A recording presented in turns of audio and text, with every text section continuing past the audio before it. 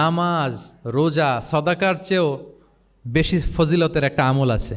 সেটা কি আমি কি তোমাদের জানাবো না? এটা নফল নামাজ, নফল সাদাকা, নফল রোজার চেয়েও বেশি কি ফজিলতপূর্ণ, বেশি গুরুত্বপূর্ণ। আমরা তো মনে করি শুধু নামাজ পড়লেই বোধহয় আমি অনেক সওয়াব পেলাম, রোজা রাখলেই সওয়াব পেলাম, শুধু জিকির করলে সাদাকা করলেই সওয়াব পেলাম। একটা বিখ্যাত হাদিস তো আপনারা জানেন, রাসূল সাল্লাল্লাহু আলাইহি ওয়াসাল্লাম বসা, এক বেদুইন আসলো, এসে তার উটটা মসজিদে নববীতে বাঁধলো, বেদে 2 রাকাত নামাজ পড়লো, নামাজ পড়ে হাত তুলে আল্লাহর কাছে দোয়া করে, ইয়া আল্লাহ আল্লাহুম্মা আরহামনি ওয়া মুহাম্মাদা ওয়ালা তারহাম মা'ানা আহাদা। মানে ও আল্লাহ, তুমি শুধু আমারে রহম করো আর মুহাম্মদ সাল্লাল্লাহু আলাইহি ওয়াসাল্লামের রহম করো, আমাদের দুজনের সাথে আর কাউরে রহম করো না তুমি। বেদুইন তো কি, বেদুইন, মরুপল্লীতে বসবাস। আদাবুদ দোয়া, দ্য এটিকেটস অফ দোয়া, দোয়ার যে একটা আদব আছে, অন্যের জন্য দোয়া করলে যেটা নিজের লাভ, এগুলো তো জানে না। আল্লাহ তুমি আমারে মাফ করো, মুহাম্মদ সাল্লাল্লাহু আলাইহি ওয়াসাল্লামকে মাফ করো, আমাদের ছাড়া আর কাউরে মাফ করো না, কাউরে রহম করো না। তো এটা রাসূল সাল্লাল্লাহু আলাইহি ওয়াসাল্লাম দূর থেকে বসে বসে অবজার্ভ করছেন আর বললেন, হায় রে, লোকটা একটা প্রশস্ত জিনিসকে সংকীর্ণ বানায় ফেললো। গোটা বিশ্বের সবাইকে যদি আল্লাহ ক্ষমা করে, রহম করে, আল্লাহর রহমের দরিয়ায় কোনো ঘাটতি হবে বলেন তো? হবে? একটা প্রশস্ত বিষয়কে সে সংকীর্ণ করে ফেললো। এরপর কতটা সে বেদুইন কি প্রকৃতির ছিল দেখেন। দোয়া টোয়া শেষে মসজিদে নববীর মাঝখানে বসে পেশাব করা আরম্ভ করছে। বিখ্যাত হাদিস জানেন, সবাই মারতে গেল, রাসূল ইসলাম থামালেন, বললেন পানি ঢেলে দাও, আর তাকে ডেকে বললেন, দেখো তুমি যে এখানে এই কাজটা করলা, প্রস্রাব করলা, এটা আমাদের এই মদিনার কমিউনিটির এবাদতগাহ। এখানে এই কমিউনিটির লোকেরা নামাজ পড়ে, আল্লাহর জিকির করে, আল্লাহর কিতাব তেলাওয়াত করে, এটা কি ঠিক হলো তোমার? সে তো লজ্জায় অনুতপ্ত হয়ে কাচুমাচু। তাহলে এই যে অবজারভেশন করতেন এবং কারেকশন করতেন। আবার একদিন মসজিদে নববীতে বসা এক সাহাবী এসে নামাজ পড়লেন। নামাজ রাসূল ইসলাম দূর থেকে দেখতেছেন লোকটা কি করে। নামাজ পড়লো 2 রাকাত, পরে এসে নবীকে সালাম দিল। রাসূল ইসলাম সালামের উত্তর দিয়ে বললেন, ইরজি' ফাসাল্লি ফাইন্নাকা লাম তুসাল্লি, যাও আবার পড়ো, কারণ তুমি নামাজ পড়ো নাই, মানে নামাজটা ঠিকমতো হয় নাই। ইউ ডিডন্ট অফার ইউর সালাহ in a correct way, proper manner. ওই সাহাবী যে আবার 2 রাকাত পরে আসলেন, রাসূল ইসলাম একই কথা বললেন, ইরজি' সল্লি ফাইন্নাকা লাম তুসাল্লি, হয়নি নামাজ, আবার পড়ো। আবার পরে আসলেন, আবারও একই কথা। এখন 3 বার পড়ার পরও যখন হয় না, বেচারা ভাবলেন আবার যে বললে তো একই হবে, আমি তো এটাই জানি। তিনি বললেন, মা উহসিনু গায়রাহ, ইয়া রাসূল, এর চেয়ে ভালো আমি আর পারি না, ফাআল্লিমনি ইয়া রাসূলুল্লাহ, হে নবী আমাকে একটু শিখিয়ে দেন কীভাবে পড়ব। রাসূল সাল্লাল্লাহু আলাইহি ওয়াসাল্লাম বললেন, যখন নামাজে দাঁড়াবে, আল্লাহু আকবার বলে দাঁড়াবে, এরপর কোরআন থেকে যা সহজ লাগে পড়বে, তাড়াহুড়ো করবে না। কি করবে না? সবাই বলেন, কি করবে না? নামাজে কোনো তাড়াহুড়ো নাই, নো রাশিং ইন সালাহ, নো হ্যাস্টিনেস ইন সালাহ। নামাজে আমরা খুব তাড়াহুড়ো করি, এটা নামাজের যে প্রাণ, সালাতের প্রাণকে, রূহকে নষ্ট করে দেয়। যখন রুকুতে যাবে, স্ট্রেইট ফরওয়ার্ড রুকু করবে, হাত্তা তাতমা ইন্না রাকিআন। রাসূল সাল্লাল্লাহু আলাইহি ওয়াসাল্লামের রুকুর পিঠটা ছিল একেবারে স্ট্রেইট, এই টেবিলটা যেরকম স্ট্রেইট, এরকম স্ট্রেইট। লাউ সাব্বা আলাইহিল মা লাস্তাকার, পানি ভর্তি একটা বোতল যদি রাসূল সাল্লাল্লাহু আলাইহি ওয়াসাল্লামের রুকু দেয়া পিঠের উপর রাখতো, পানিটাও পড়তো না, বোতলটাও পড়তো না, স্ট্রেইট। এরকম উদাহরণ দিয়ে সাহাবারা বলতেন যে এত স্ট্রেইট রুকুর পিঠ যে পানি ভর্তি গ্লাস রাখলে পানিটাও কাঁপবে না, বোতলটাও পড়বে না। রাসূল সাল্লাল্লাহু আলাইহি ওয়াসাল্লাম বলতেন, সবচেয়ে বড় চোর যারা নামাজে চুরি করে। সাহাবারা বললেন, এটা আবার কিভাবে? তিনি বললেন, লা ইউতিম্মু রুকুআহু ওয়া সুজুদাহ, তারা নামাজের চোর যারা রুকু সেজদা ঠিক মতো করে না। তো বললেন যে রুকু থেকে আবার স্ট্রেট হয়ে দাঁড়াবে, যখন সিজদায় যাবে ইতমিনানের সাথে, উইথ রিল্যাক্সেশন। নামাজের মধ্যে কি থাকবে? রিল্যাক্সেশন থাকবে। যখন বললেন যে এই 1 রাকাত যেমনি তোমাকে শিখালাম, সব নামাজ তুমি এইভাবে পড়বা, উইথ রিল্যাক্সেশন, নো রাশিং, তখন সাহাবী শিখে গেলেন। তাহলে এই যে অবজারভেশন অ্যান্ড কারেকশন, দেখতেন হোয়াটস গোয়িং অন অ্যারাউন্ড, কী হচ্ছে, ভুল হলেই শুধরে দিতেন। হজের দিন উনি ওটের সামনে বসা, পেছনে ফদল ইবনে আব্বাস রাদিয়াল্লাহু তাআলা আনহু, আব্দুল্লাহ ইবনে আব্বাসের ভাই, রাসূল সাল্লাল্লাহু আলাইহি ওয়াসাল্লামের কাজিন, রাসূল সাল্লাল্লাহু আলাইহি ওয়াসাল্লামের কি কাজিন। তো রাসূল সাল্লাল্লাহু আলাইহি ওয়াসাল্লাম বিভিন্ন মাসআলার উত্তর দিচ্ছেন। কি করতেছেন? মাসআলার উত্তর দিচ্ছেন। রাসূল সাল্লাল্লাহু আলাইহি ওয়াসাল্লাম হজ করেছিলেন কয়টা বলেন তো দেখি, কে জানে? হ্যাঁ, মাত্র 1টা করছে। ঠিকঠাক আছে তো উত্তর? সবাই বলেন, কয়টা হজ করেছিলেন? হ্যাঁ, আসলে রাসূল সাল্লাল্লাহু আলাইহি ওয়াসাল্লাম কেবলমাত্র জীবনে কয়টা হজ করেছেন? 1টা হজ করেছেন, 4টা উমরা করেছেন। আচ্ছা, এবার যেহেতু 1টা হজ করেছেন, মানুষের অনেক ভুল হয়ে যাওয়া তো খুব স্বাভাবিক, কি বলেন? স্বাভাবিক না? স্বাভাবিক। ফলে 10 জিলহজ, যেটা ভেরি হ্যাকটিক ডে, একদিনে অনেক কাজ করতে হয়, 5টা কাজ। জামরায় স্টোনিং করতে হয়, পাথর মারো, স্লটার করো, প্রাণী জবাই করো, মাথার চুল ফেলে দাও, আবার চলে যায় মক্কায়, ফরজ তাওয়াফ করো, সাই করো, ফিরে আসো। তো এই যে 5টার সিকোয়েন্স অনেকে রাখতে পারে না, ভুল করে ফেলে। এখন 1400 বছর পরে, মুআল্লিমরা এত তালিমের পরেও আমরা ভুল করে ফেলি। তাহলে ওই সময় কি হয়েছিল বলেন? এটা ছিল প্রথম হজ। তো রাসূল সাল্লাল্লাহু আলাইহি ওয়াসাল্লাম জানেন আজকে তো অনেক ভুল করবে, তিনি আকাবা, মিনার পাশে আকাবার এখানে হেল্পলাইন সার্ভিস চালু করছেন, মানে নিজে দাঁড়ায় আছেন, দেখি কার কি ভুল হয় জিজ্ঞেস করলে মাসালা বলে দেব। সুবহানাল্লাহ। তো এসে একজন বলে যে ইয়া রাসূলুল্লাহ, আমি তো ওই আগে কুরবানি পরে চুল কাটা, আমি আগে চুল কেটে ফেলছি। রাসূল সাল্লাল্লাহু আলাইহি ওয়াসাল্লাম বলে ইফআল ওয়ালা হারাজ, ওকে কোনো সমস্যা নেই, যাও। আরেকজন এসে বলে আমি তো আগে এটা করছি। ওই দিন যাই নবীকে জিজ্ঞেস করা হয়েছে, নবী সাল্লাল্লাহু আলাইহি ওয়াসাল্লাম ফ্লেক্সিবিলিটি দিয়ে দিয়েছেন, বলে করো, অসুবিধা নাই। তো ওই যে দাঁড়িয়ে তিনি মাসালা বলতেছেন, পেছনে ছিল ফদল ইবনে আব্বাস, ছোট সাহাবী, তরুণ। তো খাসাআম গোত্রের এক নারী আসছিল একটা মাসালা জিজ্ঞেস করতে, and she was a very beautiful lady, বেশ সুন্দরী ছিল। তো এসে রাসূল সাল্লাল্লাহু আলাইহি ওয়াসাল্লামকে যখন প্রশ্ন করতেছে, ফদল ইবনে আব্বাস ওই নারীর দিকে তাকায় আছে, এবং ওই নারীও ফদল ইবনে আব্বাসের দিকে তাকায় আছে। রাসূল সাল্লাল্লাহু আলাইহি ওয়াসাল্লাম উত্তরও দিচ্ছেন, আবার খেয়াল করতেছেন যে চোখাচোখি হয়ে যাচ্ছে। যখনই তিনি অবজার্ভ করলেন যে ফদল ইজ ক্রসিং দ্য লিমিট, একবার চোখ পড়তে পারে, তারপর তো নামিয়ে ফেলতে হবে, সে যখন তাকিয়ে আছে, নারীও তাকিয়ে আছে, তখন রাসূল সাল্লাল্লাহু আলাইহি ওয়াসাল্লাম কী করলেন? ওয়াজা আলান নবী সাল্লাল্লাহু আলাইহি ওয়াসাল্লাম ইয়াসরিফু ওয়াজহাল ফদলি ইলা শিক্কিল আখার, সাথে সাথে ফদলকে বললেন, ফদল ওইদিকে না, এইদিকে তাকাও, এইভাবে।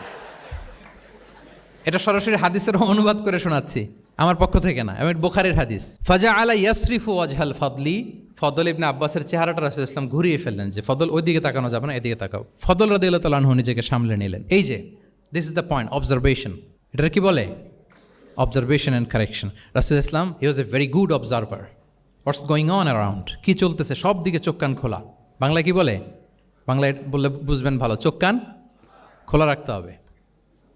তো রাসূল ইসলাম খেয়াল করলেন এবং ওনার চেহারা ঘুরিয়ে দিলেন। এভাবে তিনি কেউ ভুল করলে শুধরে দিতেন। এবং শুধরে দেওয়ার আরেকটা নিয়ম রাসূল ইসলাম, আল্লাহু আকবার, অনেক পয়েন্টস এখানে, যে কিভাবে তিনি অন্যের ভুল শুধরাতেন। কিভাবে ভুল শুধরাতেন? আমরা কিভাবে ভুল শুধরাই? বাংলাদেশের যে টেন্ডেন্সি, কেউ ভুল করলে আর মাইক্রোফোন যদি পাই যে মাহফিলে, এইবার তো পাইছি ওই বেটারে, ও কাফের, ওর দাদা কাফের, ওর 14 গোষ্ঠী কাফের, ও মারা যাওয়ার পরে যেখানে কবর দিবে ওই কবরের উপর যে ঘাস উঠবে, ওই ঘাস যে গরু খাবে, ওই গরুর দুধ যে খাবে ও কাফের। আমি জাস্ট সিনারিওটা আপনাদের সাথে শেয়ার করি যে নিয়ম হচ্ছে কি। লেটস সে আমার একজন কো স্পিকার কোনো কিছু একটা ভুল করে ফেলছে, তার জানা নাও থাকতে পারে, আবার আমারও একটা জিনিস জানা নাও থাকতে পারে। কেউ ভুল করলে শুধরানোর নিয়ম হচ্ছে সে যে ভুলটা করলো এটা যে ভুল এটা জানানো, যে অনেকে এরকম বলে আসলে এটা ঠিক না, বরং ঠিক হচ্ছে এটা এবং এর পক্ষে দলিল হচ্ছে এটা, জাস্ট এটা বলে দেওয়া। এটা যদি বলে দেয় তাহলে কি হবে? যখন ওই যে ভুল করছে সে যখন শুনবে, তার নাম তো আর বলা হয় নাই, সে তো বুঝে যাবে এটা তো আমি ভুলটা করছি, ফলে আমি শুধরে গেলাম, ওই লোক শুধরে যাবে। আর বাকি যারা লিসেনার, শ্রোতা, তারা সবাই সতর্ক হয়ে যাবে। তাইলে যেটা উদ্দেশ্য ছিল কাউকে শুধরানো, ওটা হয়ে গেছে না? কারো নাম নেওয়া প্রয়োজন হয়েছে? বলেন তো। রাসূল সাল্লাল্লাহু আলাইহি ওয়াসাল্লাম যখন কাউকে কারেক্ট করতেন তখন কখনও কারো নাম ধরে শুধরাতেন না, কারেক্ট করতেন না। আল্লাহু আকবার। নাম ধরে শুধরাতেন না, পাছে না সে লজ্জা পেয়ে যায়, পাছে না সে বিব্রত হয় মানুষের সামনে। সুবহানাল্লাহ। অন্যের রাইটস, অন্যের ব্যক্তিত্বের ব্যাপারে কতটা মর্যাদাশীল ছিলেন। কারণ কারো নাম ধরে তো আমার শুধরানোর দরকার নেই, এটা যে ভুল সোসাইটিকে এটা জানালেই হবে। তাহলে যে ভুল করছে সে শুধরে গেল, বাকিরা সতর্ক হয়ে গেল, ঠিক না? আচ্ছা, 3 সাহাবী মিলে একবার ভাবলো রাসূল সাল্লাল্লাহু আলাইহি ওয়াসাল্লাম বাড়িতে কি আমল করে, আমরা একটু আম্মাজানদের জিজ্ঞেস করি, তাহলে আমরাও আমাদের আমল একটু বাড়াবো। যে জিজ্ঞেস করলো যে আম্মাজানারা একটু বলেন তো উনি বাসায় কি আবাদত করে, কতটুকু কোরআন পড়ে, তাহাজ্জুদ কেমনে পড়ে। আম্মাজানরা বর্ণনা দিলেন। বর্ণনা শোনার পরে কান্নাহুম তাকাল্লুহা, ওনাদের কাছে একটু কম মনে হইলো, মানে অনেক এক্সপেকটেশন নিয়ে আসছিল। তারা ভাবছিল মানে রাতে ঘুমাই না, সারা রাত তাহাজ্জুদ আর কান্নাকাটি করে রাসূল সাল্লাল্লাহু আলাইহি ওয়াসাল্লাম কাটায় দেয়, তাদের এরকম একটা ধারণা ছিল। কিন্তু এসে শুনে যে না, আসার পরে নাকি ঘুমোতে যায়, অনেকক্ষণ ঘুমিয়ে সেই মাঝরাতে নাকি ওঠে। যা বর্ণনা শুনলো কান্নাহুম তাকাল্লুহা, এদের কাছে একটু কম মনে হলো। তো একজন বলতেছে আরে কম না, আইনা নাহনু মিন রাসূলিল্লাহ, কোথায় আল্লাহ রাসূল আর কোথায় আমরা। গফির লাহু মা তাকাদ্দামা মিন যামবিহি ওয়া মা তাআখার, ওনার তো আগের পরের সব গুনাহই মাফ, আদতে তো গুনাহই নাই, নবীরা তো মাসুম। তো ওনার সাথে কি আমাদের তুলনা, আমাদের এত কম করলে হবে না, তো কী করতে হবে? একজন বলে যে আজকে থেকে আমি আর ঘুমাবোই না সারা রাত, সারা রাত তাহাজ্জুদ পড়বো। আচ্ছা, আরেকজন বলে আমি আর না খেয়ে মানে রোজা ছাড়া থাকবো না, আমি সওমে ভিসাল করব, সারা বছর রোজা রাখবো, যা করে আল্লাহ, রোজা থামাবো না, আমি রেগুলার রোজা রেখেই যাব। আচ্ছা, আরেকজন বলে আমি আর আমার স্ত্রীদের কাছেই যাব না, আমি সন্ন্যাসী জীবন নিয়ে নিলাম, আমি সন্ন্যাসী থাকবো, স্ত্রীদের সাথে মেলামেশাতে এই আমি যাব না, আর আমি এটা থেকে বিরত থাকবো। এই কথা যখন রাসূল সাল্লাল্লাহু আলাইহি ওয়াসাল্লামের কানে গেল, রাসূল সাল্লাল্লাহু আলাইহি ওয়াসাল্লাম রেগে গেলেন। রেগে গিয়ে সাহাবীদেরকে জড়ো করলেন। জড়ো করে তিনি বলতে আরম্ভ করলেন, আনতুমুল্লাযীনা কুলতুম কাযা ওয়া কাযা। আচ্ছা, তোমাদের মধ্যে কে কে কে নাকি এরকম এরকম বলছে? সুবহানাল্লাহ। তিনি বলতে পারতেন, এই আব্দুল্লাহ স্ট্যান্ড আপ, দাঁড়াও, আব্দুর রহিম দাঁড়াও, এই আব্দুল সাত্তার তুমি নাকি বলছো যে সারা রাত, এটা একটা কথা বললা তুমি? তুমি নাকি বলছো যে সারা বছর রোজা, এটা তুমি কি কথা বল, তো ভুল কাজ করছো, এটাও জানো না তুমি? তুমি নাকি বলছো স্ত্রীদের সাথে মিশবা না। এরকম যদি Abdullah, Abdur Rahman, just for example, এইভাবে দাঁড় করিয়ে যদি নাম ধরে ধরে বলতেন, ওনারা সাহাবীদের সামনে লজ্জিত হতেন না? না। আনতুমুল্লাযীনা কুলতুম কাযা ওয়া কাযা, এটাই রাসূল সাল্লাল্লাহু আলাইহি ওয়াসাল্লামের কাউকে কারেক্ট করার, তাসহিহ করার অভ্যেস ছিল। মা বালু আকওয়ামিন ইয়াকুলুনা কাযা ওয়া কাযা, মাঝে মাঝে বলতেন মা বালু আকওয়ামিন ইয়াফআলুনা কাযা ওয়া কাযা, তোমাদের মধ্যে কেউ কেউ নাকি এমনটা এমনটা বলে, তোমাদের মধ্যে কেউ কেউ নাকি এমনটা এমনটা করে। কই, আমি তো রাতে ঘুমাই আবার সালাত পড়ি। কই, আমি তো রোজা রাখি সোম বৃহস্পতি, বাকি দিনগুলোতে খাই। কই, আমি তো আমার স্ত্রীদের সাথে মেলামেশা করি। এই সব কিছুকে ব্যালেন্স করেও তো আমার নবুয়তির তো আমার কোনো সমস্যা হয় নাই, আল্লাহ ভীরু হতে তো সমস্যা হয় নাই। ওয়াল্লাহি ইন্নী লা আখশাকুম লিল্লাহি ওয়া আতকাকুম লাহ, আল্লাহর শপথ, আমি তোমাদের চাইতে আল্লাহকে বেশি ভয় করি, আমি তোমাদের চাইতে বেশি মুত্তাকি। তারপরেও এরকম ব্যালেন্সড লাইফ লিড করাতে আমার তো কোনো সমস্যা হয় নাই, তোমাদের কেন সমস্যা হলো? তোমরা এটা কোথায় পেলে? ফামান রাগিবা আন সুন্নাতি ফালাইসা মিন্নি। জেনে রাখো, আমি যে স্ট্যান্ডার্ড ঠিক করে দিয়েছি এটাই সর্বশ্রেষ্ঠ ইবাদত। এর বাইরে যে কেউ যদি কিছু করে আমার সুন্নতের বাইরে, সে আমার দলভুক্ত হতে পারবে। সুবহান। এরকম যখন ধমক দিয়ে শাসিয়ে দিলেন, যেই তিনজন সাহাবী এই কথা বলছিল ওনারা তো শুধরে গেলেন। ওনারা তো টের পাচ্ছেন যে এগুলো আমাদের কি বলতেছে, ওনারা টের পাচ্ছেন না, শুধরে গেলেন। আর বাকিরা সতর্ক হয়ে গেলেন। আল্লাহু আকবার। সো এটা হচ্ছে কারেক্ট করার নিয়ম। এখন আমরা কি করি, কেউ একটা ভুল করলে তখন তাকে ধরি, তার 14 পুরুষ নিয়ে কথা বলি, তার ব্যাপারে যদি আমার কোনো তিক্ত অভিজ্ঞতা থাকে, ঝাল মেটানোর একটা সুযোগ পেলাম, আমি ঝাল মেটাই, তাকে ছোট করি, হেয় করি। হেন কোনো কথা নাই যে আমি বলি না। একটাও কি রাসূল সাল্লাল্লাহু আলাইহি ওয়াসাল্লামের সুন্নাহর মধ্যে পড়ে? বলেন তো, না। তাহলে মন গড়া পদ্ধতিতে আমরা কাউকে সংশোধন করতে চাচ্ছি না। আর এইভাবে করলে সংশোধন হবেও না। সে মানবিক কারণেই তার ইগোইস্টিক প্রবলেম চলে আসবে, যে সে আমাকে ছোট করলো, আমার নাম ধরে সে এত মানুষের সামনে অপমান করলো, সে হয়তো শুধরানোর যে রাস্তাটা ছিল ওইটাও বন্ধ হয়ে গেল। ঠিক কিনা বলেন? তাহলে রাসূল সাল্লাল্লাহু আলাইহি ওয়াসাল্লাম এভাবে শুধরাতেন। আর তামিম ফি তাসওয়িবিল আখতা, কারো ভুল শুধরাতে গেলে ইন জেনারেলি শুধরাতেন। যাদের শুধরানোর তারা শুধরে যেত, বাকিরা সতর্ক হয়ে যেত। মাঝে মাঝে রাসূল সাল্লাল্লাহু আলাইহি ওয়াসাল্লাম সাহাবীদেরকে, মানে শিক্ষার্থীদেরকে উত্তর জানার জন্য ব্যাপকভাবে আগ্রহী করে তুলতেন। হ্যাঁ, এটাকে আরবিতে বলে তাশওয়িকুস সামিঈন ইলা মা'রিফাতিল জাওয়াব, উত্তর শোনানোর জন্য আগ্রহী করে তোলা। সেক্ষেত্রে মাঝে মাঝে তিনি একটা দুটা শব্দ ইউজ করতেন। কীরকম? যেমন আওয়ালা আদুল্লুকুম, অথবা আলা উখবিরুকুম, আমি কি তোমাদের বলবো না? এটা বললে সাহাবারা বলতেন, বলেন বলেন ইয়া রাসূলুল্লাহ, অবশ্যই বলবেন, বালা ইয়া রাসূলুল্লাহ। আওয়ালা উখবিরুকুম, আমি কি তোমাদের জানিয়ে দিব না? সাহাবারা বলতেন, ইয়া রাসূলুল্লাহ, অবশ্যই আপনি আমাদের জানিয়ে দিবেন। যেমন তিনি বললেন যে কেউ জান্নাতে যাবে না মুমিন হওয়া ছাড়া, কেউ ইমানদার হতে পারবে না যতক্ষণ না একে অপরকে তোমরা ভালো না বাসো। তাহলে তো এটা গুরুত্বপূর্ণ বিষয়। একে অপরকে ভালো না বাসলে নাকি মুমিনই হওয়া যাবে না, আর মুমিন না হলে তো জান্নাতেই যাওয়া যাবে না। তখন রাসূল সাল্লাল্লাহু আলাইহি ওয়াসাল্লাম বললেন, আওয়ালা আদুল্লুকুম আলা শাইইন ইযা ফাআলতুমুহু তাহাবাবতুম, আমি কি তোমাদেরকে বলবো না এমন একটা আমলের কথা যেটা করলে তোমাদের পারস্পরিক হৃদ্যতা বাড়বে, ভালোবাসা বাড়বে? তখন তিনি বললেন, সেটা কি? আফশুস সালামা বাইনাকুম, তোমাদের মাঝে ব্যাপক সালামের প্রসারণ করো, সালামের প্রসার করো, একে অপরকে বেশি বেশি সালাম দাও। ব্যাপারটাকে এইভাবে প্রেজেন্ট না করে উনি যদি বলতেন, সাহাবারা বেশি বেশি সালাম দিও, এটা সওয়াবের কাজ অনেক। এটা হচ্ছে একটা প্রেজেন্টেশন। আর একটা হচ্ছে এমনভাবে এটাকে উপস্থাপন করা যে মুমিন না হলে জান্নাতে যাবা না, আর একে অপরকে ভালো না বাসলে মুমিন হতে পারবে না। তোমরা কি জানো কি করলে একে অপরের মধ্যে ভালোবাসা বাড়ে? এরপর রাসূল সাল্লাল্লাহু আলাইহি ওয়াসাল্লাম বলতেন যে সালাম দেওয়ার মাধ্যমে ভালোবাসা বাড়বে। একবার রাসূল সাল্লাল্লাহু আলাইহি ওয়াসাল্লাম বললেন, আলা উখবিরুকুম বিআফদালা মিন দারাজাতি সিয়ামি ওয়াসসালাতি ওয়াসসাদাকা, আমি কি তোমাদের জানাবো না যে নামাজ, রোজা, সাদাকার চেয়েও বেশি ফজিলতের একটা আমল আছে, সেটা কি আমি কি তোমাদের জানাবো না?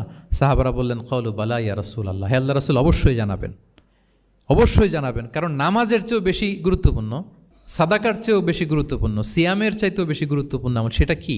তখন রাসূল সাল্লাল্লাহু আলাইহি ওয়াসাল্লাম বললেন সেটা হচ্ছে ইসলাহু যাতিল বাইন, বিবাদমান দুই গ্রুপকে মিলিয়ে দেয়া, বিবাদমান দুই ব্যক্তিকে মিলিয়ে দেয়া। এটা নফল নামাজ, নফল সাদাকা, নফল রোজার চেয়েও বেশি কি ফজিলতপূর্ণ, বেশি গুরুত্বপূর্ণ। আমরা তো মনে করি শুধু নামাজ পড়লেই বোধহয় আমি অনেক সওয়াব পেলাম, রোজা রাখলেই সওয়াব পেলাম, শুধু জিকির করলে, সাদাকা করলেই সওয়াব পেলাম। কিন্তু রাসূল সাল্লাল্লাহু আলাইহি ওয়াসাল্লাম বলেন যে দুইজনের মধ্যে একটু মনোমালিন্য তুমি মিলিয়ে দাও, এটা এর চেয়েও বেশি সওয়াবের। আল্লাহু আকবার। দুই গোষ্ঠীর মধ্যে দীর্ঘদিনের ঝগড়া মিলিয়ে দাও, এটা এর চেয়েও বেশি সওয়াবপূর্ণ। রাসূল সাল্লাল্লাহু আলাইহি ওয়াসাল্লাম মক্কা থেকে মদিনায় যেয়ে কী করেছেন? আউস এবং খাজরাজের দীর্ঘদিনের যুদ্ধ 1 ঘন্টার মধ্যে কি settle down. He was a very good mediator and arbitrator, চমৎকার মধ্যস্থতা করতে জানতেন তিনি। তাহলে এইভাবে উত্তর জানার জন্য শিক্ষার্থীদেরকে আগ্রহী করে তুলতেন। আচ্ছা, আরেকটা পদ্ধতি ছিল ক্লিয়ার মিসকনসেপশন। কারো মিসকনসেপশন থাকলে রাসূল সাল্লাল্লাহু আলাইহি ওয়াসাল্লাম এটা ক্লিয়ার করে দিতেন।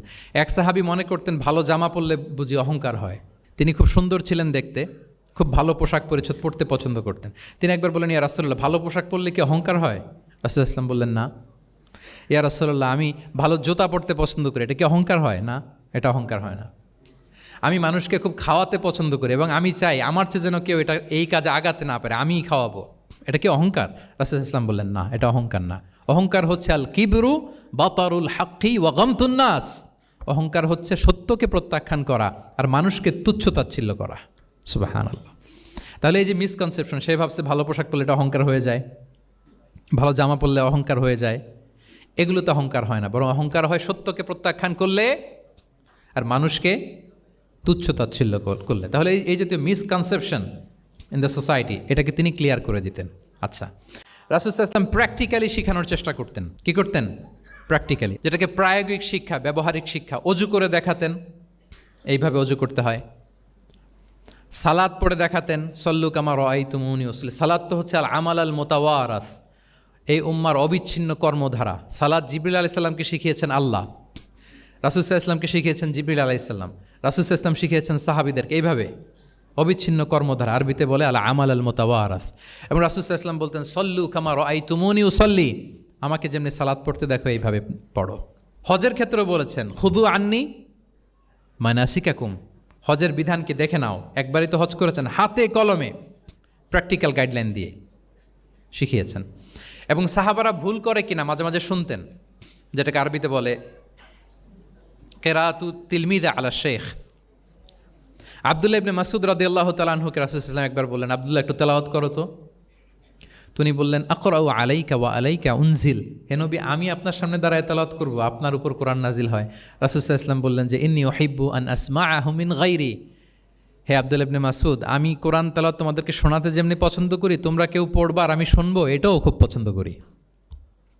কারণ উনি প্ল্যান করে রাখছেন আব্দুল্লাহ ইবনে মাসউদ কি হবেন, তিনি কিছুদিন পরে উম্মার শিক্ষক হবেন। ওইখানে আবার ভুলটুল করে ফেলেন কিনা উনি জাজ করতেছেন। তখন আব্দুল্লাহ ইবনে মাসউদ রাদিয়াল্লাহু তাআলা আনহু সূরা নিসা তেলাওয়াত করে শোনালেন। তাহলে রাসূল ইসলামের একটা পন্থা ছিল, তিনি শুনতেন আবার শোনাতেন। কি করতেন? শুনতেন। প্রতি রমাদানে যতটুকু কোরআন নাজিল হয়েছে তিনি জিবরিল আলাইহিস সালামকে শোনাতেন, আবার জিবরিল আলাইহিস সালাম পুরো কোরআন রাসূল সাল্লাল্লাহু আলাইহি ওয়াসাল্লামকে শোনাতেন। এটা ছিল একটা টেকনিক। রিজনিং, মারিফাতুল ইল্লাহ, শুধু একটা লিগ্যাল অপিনিয়ন জানিয়ে রাসূল সাল্লাল্লাহু আলাইহি ওয়াসাল্লাম ক্ষান্ত হতেন না। কেন এটা হালাল, কেন হারাম, রিজনিং শিখিয়েছেন তিনি। এটা দীর্ঘ আলোচনা, ফিকহের আলোচনা, ওইদিকে যাব না, জাস্ট বলে রাখলাম পয়েন্টগুলো। ইমোশনাল ইন্টেলিজেন্স তিনি ইউজ করেছেন শিক্ষাদানের ক্ষেত্রে, অর্থাৎ আবেগ অনুভূতিকে নাড়িয়ে দিয়ে ছাত্রকে ইমোশনাল বানিয়ে তারপরে মেসেজ দেয়া। সুবহানাল্লাহি বিহামদিহি। এক যুবক এসে বললেন, ইয়া রাসূলুল্লাহ ইযান লি বিজিনা, হে নবী আপনি আমাকে জিনার অনুমতি দিন, জিনার অনুমতি দিন। ফা আকবালাল কওমু আলাইহি ফাজাজারুহু মাহমাহ, সাহাবারা ধমকাতে লাগলো, এই বেয়াদব, লজ্জা শরমের মাথা খেয়ে কি বলো এগুলো তুমি নবীর সামনে, জিনার অনুমতি দাও। ওয়ালা তাকরাবুজ জিনা, আল্লাহ বলেন জিনার কাছেও যেও না, ব্যভিচারের কাছেও যেও না। তুমি নবীর সামনে এসে এই পাপের অনুমতি চাও? রাসূল ইসলাম কিছু বললেন না। একটু পরে যুবককে ডেকে বললেন, আতু হিব্বুহু লিবনাতিক, আচ্ছা তুমি যে জিনার অনুমতি চাইলে তোমার কন্যার সাথে কেউ এরকম আচরণ করুক, এটাকে তুমি পছন্দ করবে? সে বলল, লা ইয়া রাসূলুল্লাহ, কেউই পছন্দ করবে না এটা। আচ্ছা, আতুহিব্বুহু লি উম্মিক, তোমার মায়ের সাথে কেউ অপকর্ম করবে, এটা তুমি পছন্দ করবে? লা ইয়া রাসূলুল্লাহ, না। আতুহিব্বুহু লি উখতিক, তোমার বোনের সাথে কেউ এই কাজ করবে, তুমি পছন্দ করবে? সে বলে, না। ঠিক তখন রাসূল সাল্লাল্লাহু আলাইহি ওয়াসাল্লাম বললেন, তুমি যে এই কাজের অনুমতি চাইলে, যার সাথে তুমি জিনায় লিপ্ত হবে, সে তো কারো না কারো মা, কারো না কারো বোন, কারো না কারো আদরের কন্যা। তাহলে কিভাবে তুমি এটা করতে চাও? যুবক লজ্জিত হয়ে গেল। এত লজ্জিত হলো, রাবি বলতেছে, ফালাম ইয়াকুন বা'দা যালিকাল ফাতা ইয়ালতাফিতু ইলা শাই। ওই রাবি বলতেছে, এরপরে কোনোদিন এই যুবকরা ডানে বায়ে তাকাতেও দেখি নাই, স্ট্রেইট হাঁটতো। সুবহানাল্লাহ। রাসূল ইসলাম দোয়া করেছিলেন তার জন্য, আল্লাহুম্মা গফির যামবাহ ওয়া তাহহির কলবাহ ওয়া হাসসিন ফারজাহ। আল্লাহ তুমি তার গুনাহ মোচন করো, পাপ মোচন করো। আল্লাহ তুমি তার অন্তরকে পরিশুদ্ধ করো। আল্লাহ তুমি তার চরিত্রকে নিষ্কলুষ করে দাও। নবীর দোয়ার বরকতে চিরজীবনের জন্য নিষ্কলুষ পবিত্র তিনি হয়ে গেছেন। তাহলে দেখেন, তাকে অন্যভাবে বুঝাইলে হয়তো কাজ হইতে না, যখন তার নিজের উপর দিয়ে বোঝানো হলো। তোমার বোনের সাথে যদি হয়, তোমার মেয়ের সাথে যদি কেউ এটা করে, তুমি মেনে নিতে পারবা? এটাকে বলে ইমোশনাল ইন্টেলিজেন্সকে কাজে লাগিয়ে, মানুষের আবেগ অনুভূতিকে নাড়িয়ে দিয়ে, teaching by touching the heart, teaching by touching the emotions. ওরে ইবনে আবি সালামা তিনি বলেন, একবার রাসূল সাল্লাল্লাহু আলাইহি ওয়াসাল্লামের কোলে বসে, ছোটবেলায় কোলে বসার সৌভাগ্য আমার হয়েছিল, এবং আমাদেরকে খাবার দেয়া হলো। তো তিনি ছোট মানুষ, একবার এদিক থেকে খায়, ওদিক থেকে খায়। রাসূল সাল্লাল্লাহু আলাইহি ওয়াসাল্লাম বললেন, ইয়া গোলাম, হে শিশু, সাম্মিল্লাহ, বিসমিল্লাহ বলো। ও কুল বিয়ামিনিক, বা হাতে না, ডান হাতে খাও। দেখেন ছোটদেরকে কীভাবে শেখাতেন, তারবিয়া, চাইল্ড তারবিয়া। ওয়াকুল মিম্মা ইয়ালিক, তোমার সামনে যেটা আছে ওইটা খাও, এদিক থেকে ওদিক থেকে, চারদিক থেকে নিও না। রাবি বলেন যে, ফামা ঝালা তিলকা তু'মাতু বাদু, উনি বলতেছেন এরপর থেকে আজীবন আমার খাওয়ার স্টাইল এটাই হয়ে গেছে। নবীর ওই কথা আমার কানে ঘন্টার মতো বাজে। খাওয়া শুরু করলেই আগে আমি বিসমিল্লাহ বলি, ডান হাত দিয়ে নেই, আর আমার সামনে যেটা আছে ওইটা থেকে খাওয়া শুরু করি। দেখেন চাইল্ড তারবিয়া কীভাবে করতেন। তাহলে এটিকেটস অফ হ্যাভিং ফুড কীভাবে খাবে রাসূল ইসলাম শিখালেন। আপনারা জানেন যে হাশিমি খানদান, মানে বনু হাশিমদের জন্য জাকাতের সম্পদ খাওয়া, রাসূল ইসলামের বংশের জন্য জাকাতের সম্পদ খাওয়া হারাম। তো একবার জাকাতের সাদাকার খেজুর ছিল স্তূপ করা, রাসূল ইসলামের নাতি হাসান রাদিয়াল্লাহু তাআলা আনহু, ছোট্ট মানুষ, এসেই ওই খেজুর নিয়ে খেতে আরম্ভ করল। দূর থেকে রাসূল ইসলাম দেখে বললেন, কেখ কেখ এরমি বিহা। কেখ কেখ মানে আমরা বাংলা যেটাকে ওয়াক্থু, ওয়াক্থু মানে থু মেরে ফেলে দাও। এটা বলে তিনি হাসান রাদিয়াল্লাহু তাআলা আনহুর মুখ থেকে খেজুরটা বের করলেন আর বললেন, আলা তা'লাম আন্না লা নাকুলু সাদাকা, মানে নানা ভাই, আদরের নানা ভাই, তুমি কি জানো না আমরা সাদাকার সম্পদ খেতে পারি না, তাড়াতাড়ি ফেলে দাও। মুখ থেকে টেনে যে খেজুরটা নিয়েছিলেন হাসান রাদিয়াল্লাহু তাআলা আনহু, সেটাকে রাসূল সাল্লাল্লাহু আলাইহি ওয়াসাল্লাম বের করে দিলেন। তাহলে এখানে কনসেপ্ট অফ হালাল অ্যান্ড হারাম ছোটবেলা থেকেই নানা ভাইকে উনি ক্লিয়ার করে দিচ্ছেন। আব্দুল্লাহ ইবনে আব্বাস রাদিয়াল্লাহু তাআলা আনহু রাসূল সাল্লাল্লাহু আলাইহি ওয়াসাল্লামের কী ছিলেন সম্পর্কে বলেন, কি ছিল? সবাই বলেন আওয়াজ করে। কাজিন, চাচাতো ভাই। আরেকটা সম্পর্ক ছিল রাসূল সাল্লাল্লাহু আলাইহি ওয়াসাল্লাম ওনার, আর কি হইতো? খালু মাইমুনা বিনতুল হারিস রাদিয়াল্লাহু তাআলা আনহা, তিনি ছিলেন আব্দুল্লাহ ইবনে আব্বাসের খালা। আর যেহেতু রাসূল ইসলাম বিয়ে করেছিলেন, ফলে রাসূল ইসলাম ওনার সম্পর্কের আরেক সম্পর্কে কি হয়? খালু। তো উনি খুব ছোট ছিলেন, এত ছোট যে রাসূল ইসলাম যখন ইন্তেকাল করেন তখন ওনার বয়স ছিল 13। আব্দুল্লাহ ইবনে আব্বাসের বয়স তখন কত? 13।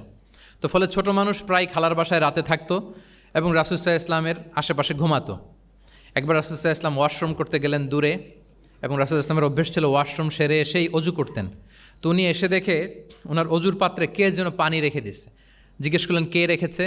বলা হলো যে আব্দুল্লাহ ইবনে আব্বাস রেখেছে। রাসূল ইসলাম এত খুশি হলেন যে এখন যে আমার এটা দরকার, ছোট্ট আব্দুল্লাহ এটা বুঝে ফেললো। উনি ওনাকে জড়িয়ে ধরে একটা দোয়া করলেন, আল্লাহুম্মা আল্লিমহুল কিতাব, আল্লাহুম্মা ফাক্কিহু ফিদ্দীন ওয়া আল্লিমহুত তা'বীল। আল্লাহ আপনি আব্বাসকে কিতাবের জ্ঞান শিক্ষা দেন। এবং এই দোয়ার বরকতে উনি রাইসুল মুফাসসিরিন হয়েছেন। এই পৃথিবীতে যত মুফাসসির আসবে সব মুফাসসিরদের সম্রাট হচ্ছে আব্দুল্লাহ ইবনে আব্বাস রাদিয়াল্লাহু তাআলা আনহু। আচ্ছা, উনি কি শিখাতেন, কিভাবে শিখাতেন? তাহাজ্জুদের সময় রাসূল ইসলাম নামাজে দাঁড়ালেন, আব্দুল্লাহ ইবনে আব্বাস এসে রাসূল ইসলামের বাম দিকে দাঁড়ালেন। ছোট মানুষ ভাবছে আমিও যে নামাজ পড়ি। আচ্ছা বলেন তো, যদি দুইজন হয় নামাজে, একজন ইমাম আরেকজন মুসল্লি, মুসল্লি ইমামের কোন দিকে দাঁড়াবে? কিন্তু আব্দুল্লাহ ইবনে আব্বাস দাঁড়াইছে কোন দিকে? বাম দিকে, কারণ উনি ব্যাপারটা জানেন না। তখন রাসূল সাল্লাল্লাহু আলাইহি ওয়াসাল্লাম কী করলেন? হাত দিয়ে টেনে পিছন দিয়ে এনে ডান দিকে নিয়ে আসলেন। তাহলে রুলিংস অফ সালাতের সুন্নাহ কি, কীভাবে দাঁড়াতে হবে, এটা তিনি শিখালেন ছোট্ট আব্বাসকে, আব্দুল্লাহ ইবনে আব্বাসকে। এরকম অসংখ্য হাদিস আপনি সিরাতের পরতে পরতে, হাদিসের পরতে পরতে পাবেন, যে বাচ্চাদেরকে, শুধু যে যুবকদেরকে, তরুণদেরকে রাসূল সাল্লাল্লাহু আলাইহি ওয়াসাল্লাম শিখিয়েছেন এমনটা না, বরং শিশুদেরকেও শিখিয়েছেন।